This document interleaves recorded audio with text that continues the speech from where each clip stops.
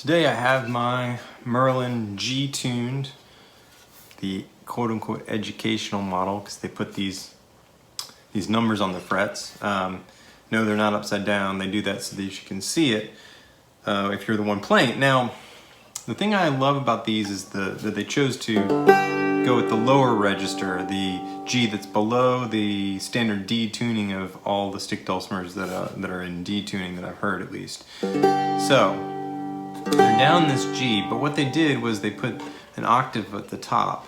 And they put that extra string in there. The way that it's normally strung is low, mid, high octave, and then the highest string is the third one in. Hard to see.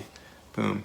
Usually it is that the high string is on the inside and the lower octave string, the thick wound string, is on the far outside there, like that. Usually that's how it is.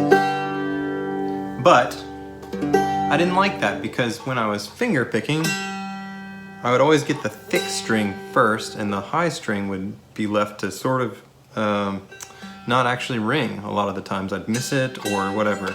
So I wanted to get that extra octave in there, because this by itself on the top is an octave. So if you got the low string, you got 3 octaves there. There's 3 octaves, and you get that nice little shimmer coming through if you were doing a melody. Right, so I like having that high string on the bottom, but I didn't want to take the strings off and then like put new strings on it just to find out if that would work. So I just flipped them here. You can see that they're crisscrossing a little bit right here, and they crisscross up here. So you have to do it carefully and try and make sure that it doesn't overlap as you go down.